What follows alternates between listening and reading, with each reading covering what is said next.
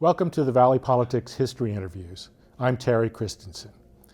Rod Diridon held public office in the Valley for 25 years, including 20 years as a Santa Clara County Supervisor. He was a leader in the efforts to control sprawling growth in the Valley, and he also earned the title of Father of Public Transit. And yes, that's why San Jose's train station bears his name. We aired our interview with Rod in 4 parts in 2016. Now here it is in full.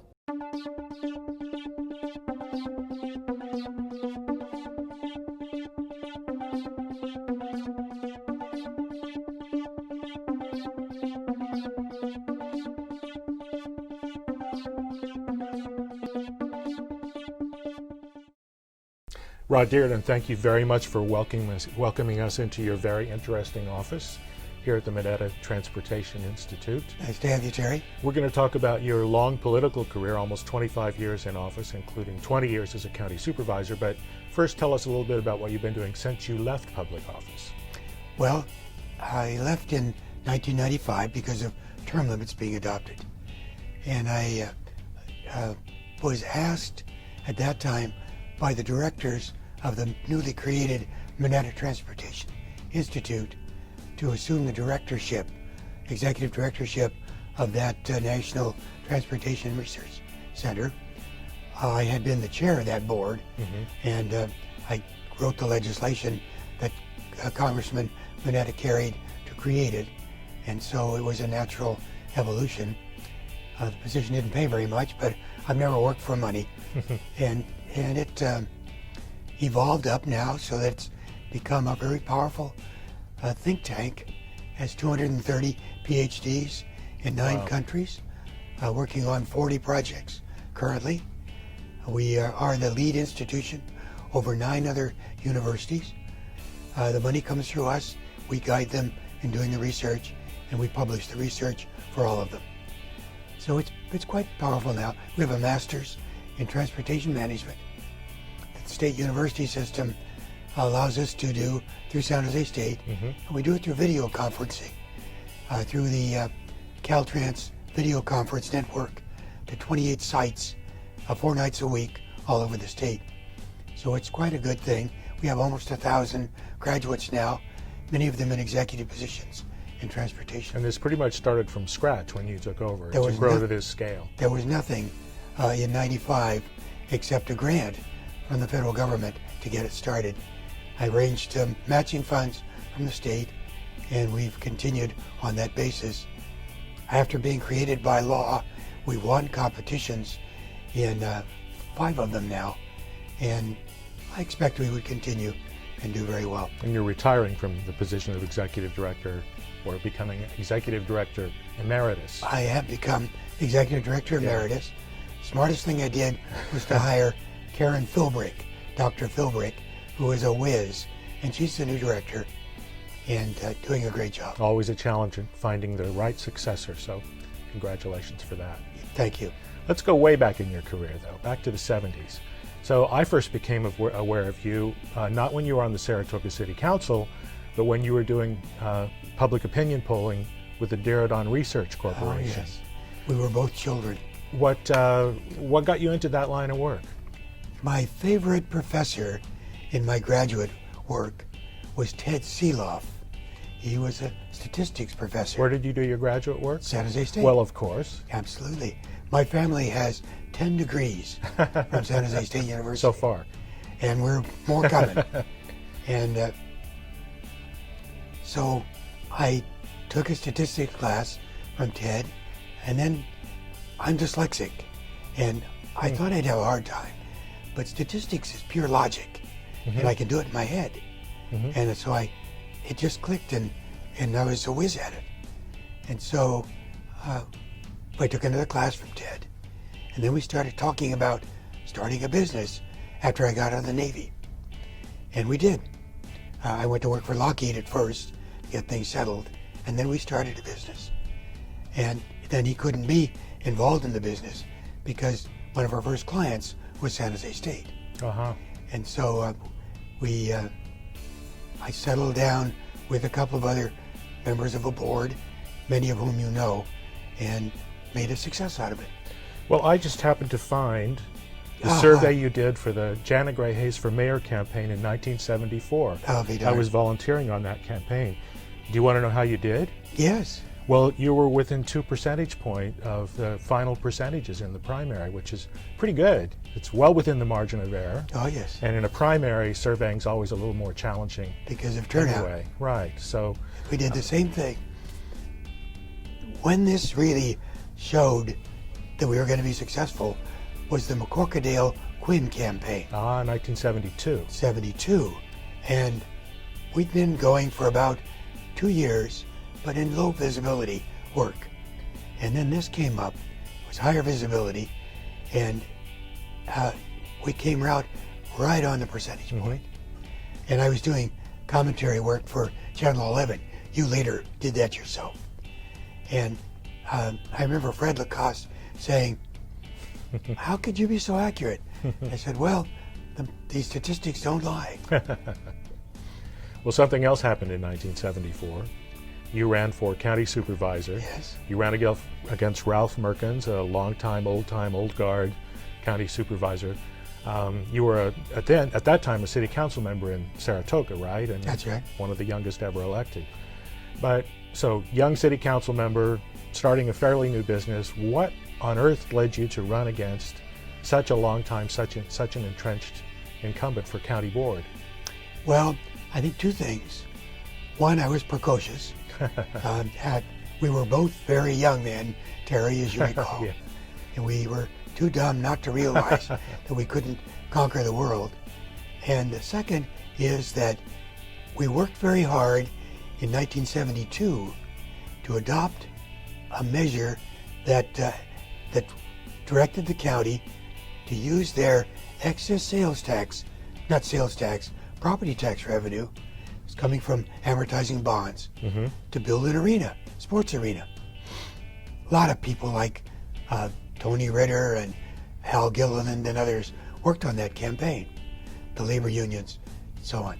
And then the county, 3 votes on the county board, voted to build the county administration building with that excess revenue. And it made us all very angry. The people in the valley had voted overwhelmingly to create the arena. And now there wasn't enough money for the arena. And so several of the folks came to me and said, "We want you to run against Mr. Merkins." Well, I liked him. He's just a nice old fella. And there's one more point too. The board at that time, except for Dan and Dominic, Dom was kind of on the fringe. That's Dominic Cortese. Dom Cortese. Dan McCorkadale. Were very conservative. They were the old farming Republican group. They worked part-time. They had only 1 staff member, and they thought the board ought to do whatever the county executive asked them to do. And the county executive, Howard Campen, was a wonderful fellow. Yeah. Ran a very conservative, tight ship, but he was conservative. And I knew it was time for a change. And so I knew that if I was elected, there'd be 3 votes on the liberal side. That would be you and Dan McCorkadale and Dominic Cortese. Yeah. And so I ran. And everybody said, "Kid, you're not going to have a chance." Ralph's been there for 15 years, 16 years. He's loved by everybody. And so I walked every precinct twice, raised some money, not a lot, had some help from the labor unions because they didn't like the conservative county, and from the environmental community. I was a no-growth candidate. Of course, I didn't realize that was impossible. And won.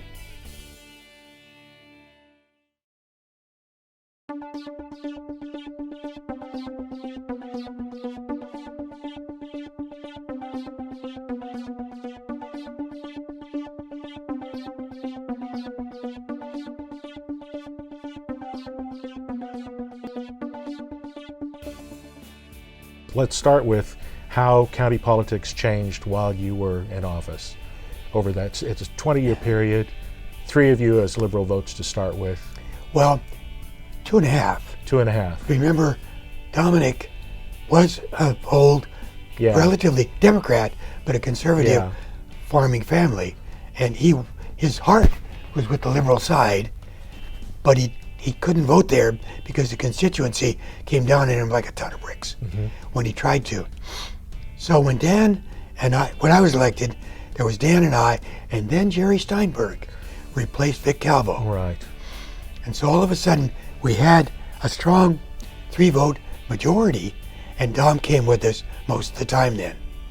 And so we had a 4-vote block, and Sig Sanchez, though conservative, South County. was a nice guy. Yeah. He didn't raise hell and go crazy. In fact, I used to raise hell and go crazy. And Sig took me aside and he said, "You know, kid, when you criticize any member of the board, we all lose face. So don't do it anymore." Well, I kept doing it, and he beat the heck out of me politically, publicly on occasion, and I learned not to do that anymore.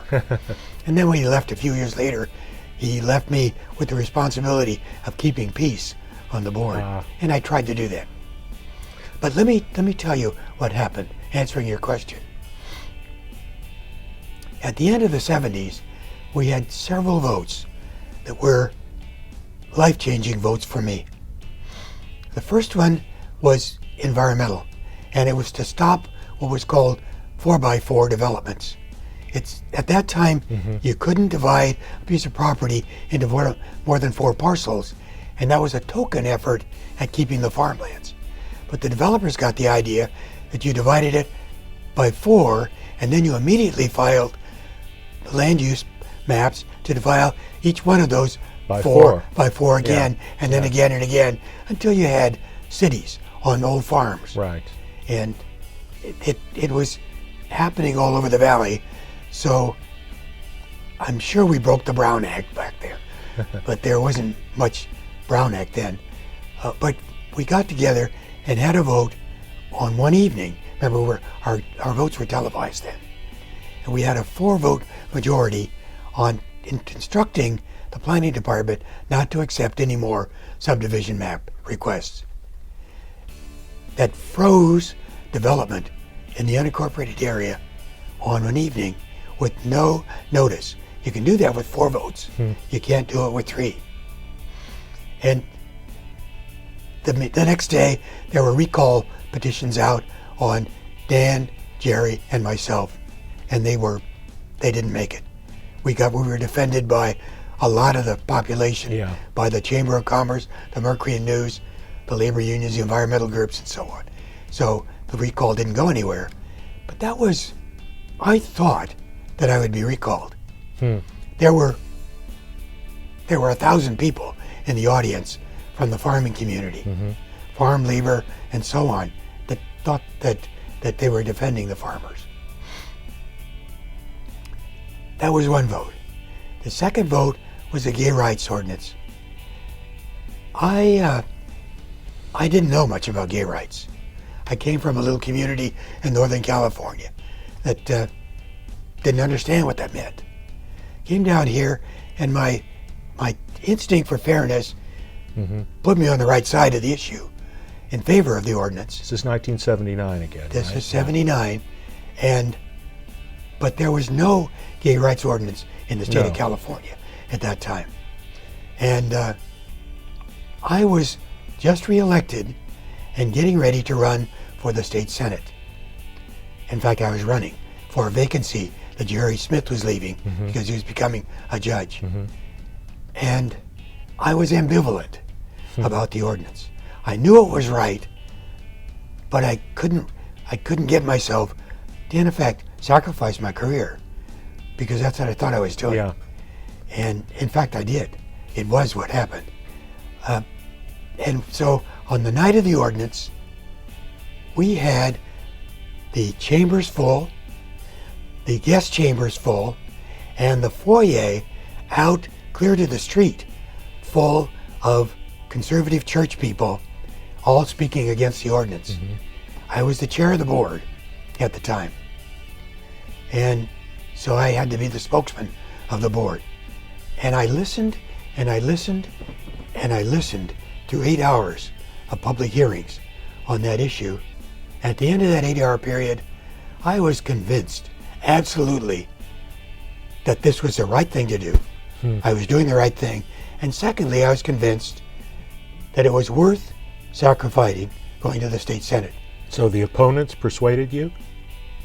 No, I was convinced just by my moral reasoning. Okay, yeah. The overwhelming testimony Yeah. was against voting for gay rights. There were probably 20 or so people testified in support, and 1,000 who testified Wow. in opposition. Oh, maybe more like 400 or 500 Yeah. who testified in opposition from the churches, telling us we were going to go to hell. Right in the middle of it, an earthquake came, and the pastor from the Los Gatos Christian Church was there. He crawled under the podium, and I suggested that he needn't crawl under the podium if he really believed in God. And so I voted in favor of the ordinance and made a statement that, and I'm an Episcopalian. I taught Sunday school at the time, and I said, my feeling about God is that God isn't going to condemn you for doing something which is legal and proper and is what your heart tells you you need to do. And that was quoted in the headlines of the Mercury News the next day. And that was a defining moment in my political career.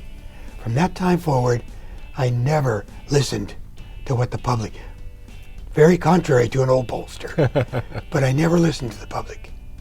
I reasoned through what was right, and I voted what was right.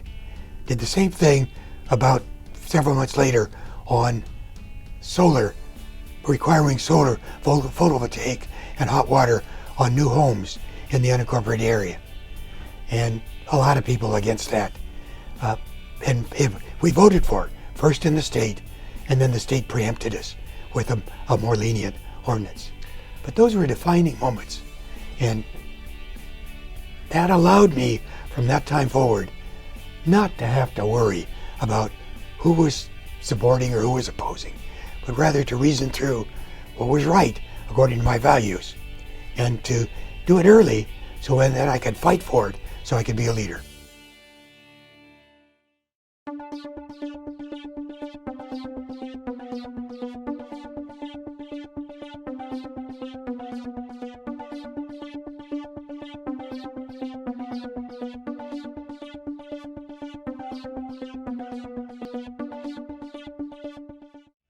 Another important point in your life was 1976, when you pushed the county to put a transit tax on the ballot, money that ultimately built the light rail system and expanded the bus system. What made you think this county, this area where people get around mostly by driving, still was ready for mass transit? Well, that goes back to my environmental leanings. I could see that we were filling in very rapidly because Silicon Valley was starting to have a real effect. I could see that our highway systems were never going to handle the ultimate growth in the area. And I knew that pollution came from cars. And so we had to have funding to build a mass transportation system. So I knew it was the right thing to do. Secondly, I knew from polling that if we got the right people to vote, we were going to win. Now, nobody believed that, but I trusted the polling data. So I knew that if we focused a campaign on the users of transit and the environmentalists and the labor people that were going to build it, and didn't encourage the rest of them to come and vote, that we were going to win. And so we set it for a special election, not a regular election, where voter turnout would be low. And we ran the campaign with the League of Women Voters, AUW, Sierra Club, League of Conservation Voters, and our precursor, Committee for Green Foothills, and the labor unions. And we won. And pretty well, too. I think it was 56%. This was one of the first locally funded transit districts. It was the first in the state. In the whole state. Yeah. And I think it paved the way then for Senator Alquist to carried that bill allowing us to go by ourselves. And he then carried a bill with Jim Mills to allow any place in the state to go with a local half half-cent tax, which was the bill then that became the bill that has allowed us to become a self-help county. So the system gets built. A lot of the light rail serves the west side and north up to Mountain View. Now you're frowning at me, but my friends on the east side blame you, among others, for not bringing light rail to East Ridge down Santa Clara Street, providing better service to the transit-dependent riders on the east side. What's your response to that? I'm pissed, pardon me, but I took all sorts of heat from the west side because I didn't fight for the Wasona corridor and the 85 corridor to be the first corridors built. And I had the votes. And I realized... That was your district. Yeah, that was my district. And I didn't get anything in my district when I was in office. Remember, the Guadalupe corridor is not the west side. It's the central area. And the Tasman corridor is not the west side. It's the north side. Tasman East is the east side. All of those, and the Capital corridor, all of those came before the Wasona corridor, which came after I was in office. So I fought for what was right, even though it wasn't for my district, and helped Dan and Diane McKenna and Blanca get their... Blanca Alvarado, all county supervisors. All from the east side, north and east side, because their area was more transit dependent. Right. And I that was the right thing to do. Good. Thank you. And by the way, remember, it wasn't just light rail. During that time, I was chairing 9 different rail projects. Caltrain, Altamont Express, the Capital Train, the study to Santa Cruz, and the study of BART from Fremont to downtown were all studies that I began in the 1980s. Rod, we're almost out of time, but I want to give you a chance to talk a little bit about what you think was your greatest accomplishment during your time in public office. Was it the transit system? No. No. I loved it, and I had a lot of fun with it, but I think my greatest accomplishment was the park system. I was also designated to be the parks liaison during my time in office. And during that time, we went, first of all, I co-chaired the original park charter amendment with Susie and Dan and others that set aside money in the property tax for parks, a big chunk of it for acquisitions.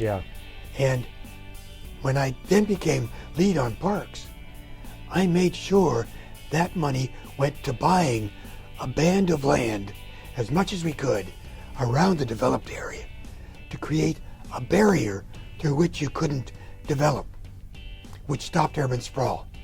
It did it pretty well, especially on the west side. East side, they bought land further out and allowed some urban sprawl. But the west side, we bought a buffer pretty well.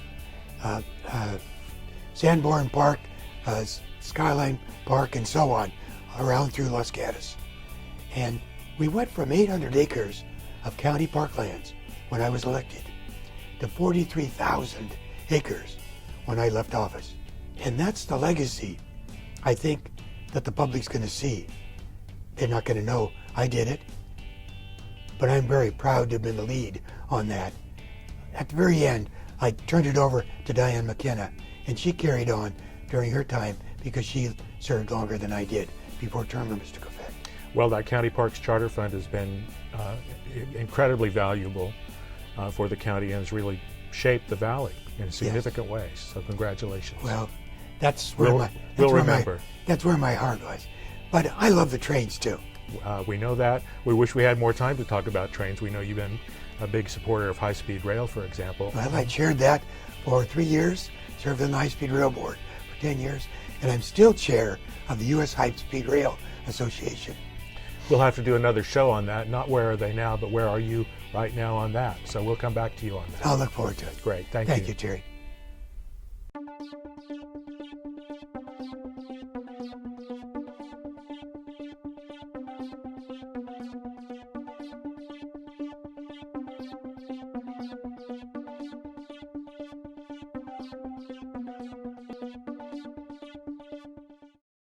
So, Rod Diridon, we wanted to continue our conversation. We left off just as we were beginning to talk about high-speed rail. But before we get to that topic, tell us where we are today. We're at the History San Jose in the trolley barn. Mm-hmm. The trolley barn was built by the California Trolley and Railroad Corporation that raised about $3 million from the community to rebuild 9 historic trolley cars. And it's beautifully done, as you can see. It's kind of a rolling piece of art done by thousands of hours of volunteer time. And you were a leader in that whole movement. I actually founded the corporation and worked with a lot of people to raise So money. you like old trains, you like trolleys, you're called the father of transit in Silicon Valley, and you're an advocate for high-speed rail in the state. What got you to high-speed rail from an antique trolley? Well, somewhere around 1975 or 80, I was invited to be on a group called the California Institute for Technology Exchange, CITE. And it was an organization founded by Pat Brown back in the 50s at UCLA, and it was designed to take people that were in influential positions around the world whenever there was technical breakthroughs. And when the high-speed train system in France started, they bundled all of us up and took us to France, and we rode the early French trains. And they were really impressive, let me tell you. It's an impressive system, It made yes. us, for the first time, realize how far behind the United States was falling in terms of technology. Then, of course, when Germany went into effect, we went over to see Germany, we went to see Japan. So I was then appointed by Jerry Brown to the original High-Speed Rail Commission when he was governor first. We studied the situation, realized that it was very viable for California, and the commission report went on a shelf and didn't do anything. Then again, when Italy came out with their high-speed train, and Spain came out in the early 90s with wonderful new systems going 200 miles an hour, they set up a new commission. We studied again. Everything said we ought to building high-speed trains. And that commission report went to the legislature, and the bill came out of the legislature based on the commission report recommending the creation of high-speed rail board. I wasn't on the authority board at the beginning, primarily because I was just coming off the county board of supervisors and getting the Mineta Institute started. And then, but the first rotation of that board, when Gray Davis became president or governor in 2000, I was appointed to the board, and I served for the next 10 years. In fact, they elected me chair of the board my first meeting in late 2000. And I remember Gray Davis saying, Rod, I want you to get in there and use the side of your foot to get them going. That was his word terms. In other words, kick them in the behind and get them going. And so I went in as a kind of a dictatorial chair, and then he gave us a couple more good appointments, and we took off like a shot. We began to complete the required studies, and with these kinds of things, the whole thing is doing the required studies according to the federal law, National Environment Protected, NEPA. So we got those studies done, and by between 2000 and 2006, we qualified for the environmental clearance on a systems level. That meant choosing the right-of-way, station locations, and mode. And we chose high-speed rail as the mode, and the station locations, 24 of the 26 stations, and then took that to the voters at 56.5% in favor, and it created $9.95 billion. Now at that time, with the estimated cost at that time, that was 1/3 the cost. And we figured 1/3 from local, 1/3 picking it up from the various cities and counties along the way, and 1/3 of federal. And well, it didn't work out that way because the costs, when we began looking at the actual construction, the cost went way up because everybody wanted it to be in a trench or underground or in tunnels, and the expense of the construction went up, and so it escalated at one point to almost $100 billion, and then it dropped back to $64 billion now as the amount expected between Anaheim, LA, up the Central Valley to Fresno, and then across to Gilroy and to San Jose and San Francisco. And of that, about 30 to 35 billion are in hand. We've been talking about this since the 1970s, as you've just told us. They don't expect the system to be completed till maybe 2030 now. Why is it taking so long? Other countries do this much faster. France, Italy, Spain, China. In China is a good example. In China, an environmental impact report is when the premier draws a line on a map. That's all you need. You don't have to worry about what mountain it goes through or what town it goes through, whose home it tears up, or historic district or whatever. It's done. In the United States, doing the environmental impact report will take 10 to 20 years. In a good project, with a good project, if you have a contested project, then it can take a lot longer. We have seen lawsuit after lawsuit after lawsuit that were really on the verge of frivolous. Every one of those lawsuits, except for one that said we had to go back and do some more studies on one element, have been found in favor of the high-speed rail project. Yet each one of those lawsuits took years to adjudicate and took tremendous amounts of public money to defend. And the more important aspect on a big project like this is when you delay, the inflation eats up that and the additional engineering requirements for cities that wanted a different kind of construction done in their communities. While you were on the board, in 2007, a very important decision was made about whether to take high-speed rail over the Altamont Pass over Pacheco. Why was that so important for San Jose in particular? Well, that was pivotal. And it was there's another example of a lawsuit that cost us a lot of time. In 1967, 8, 9, the preliminary study of the route concluded that the best route was up through Chowchilla, under the Pacheco Pass and tunnels, through Gilroy, and up through San Jose and San Francisco. If you look at that on a map, you'll realize that's a straighter route. It takes off about 15 minutes on the run time for the train, and it goes directly through Silicon Valley. Silicon Valley is the trip generator in Northern California. And I thought that was settled.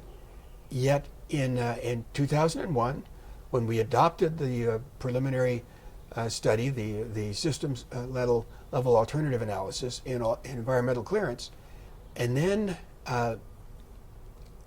folks in the central peninsula area, Menlo Park, Atherton, and Palo Alto, didn't want it going through their community, so they brought a lawsuit saying that we had to go back and study that again. They were the behind-the-scenes force, and then there were people along that corridor who wanted us to study it again too. Well, so we had to go back and study it again. Well, that stops everything. When you have to restudy a route, then the old route, you couldn't engineer the old route because it wasn't approved anymore. So we went back and studied again, and the studies came out the same way because it's shorter through the Pacheco, and it disrupts fewer communities through the Pacheco. And it was then certified again to come through Pacheco, and I think that's done now forever. Now, the SOP, though, to the people that were concerned about the Altamont Pass, was that a study is being done now to determine if there's opportunity for a higher speed, not high speed, but a higher speed, 120 mile an hour train, to feed into the high speed train that would come from Stockton down through Tracy and the Altamont Pass and into Fremont and into the high speed rail system in San Jose. Because of all the controversies and all the delays, public opinion, according to the polls at least, seems to have turned against high-speed rail, and if it went back to the ballot, it probably would be rejected. What would you tell voters if that happens, if it goes to the ballot? Actually, Terry, I don't agree with your statistics. The polls that we've obtained, both the Mineta Institute and the High Speed Rail Authority, show that it's still supported by the majority of the voters in the state of California. And it's actually, it went through a low spot, and it's coming up again now as people see high-speed rail around the world doing very well, and as they become more and more concerned about climate change. And I think what I would tell the public is that we're not building for you right now. And that's hard to tell your voters. But being honest, and I've always done this when I was running for office, I love you, but we're not doing things for you right now. We're doing things for your kids and their kids. When you're building railroad systems, you're building for 100 years. Rod Diridon, thank you for hosting us in this historic trolley that you had a lot to do with restoring and here in History San Jose today. And thank you for your time. Terry, thank you so much for your vision of the future and for forcing us old fossils to share that with the public. Thank you. For other interviews with the leaders and activists who shaped the history of San Jose and Santa Clara County, look for the Valley Politics History Interviews on YouTube.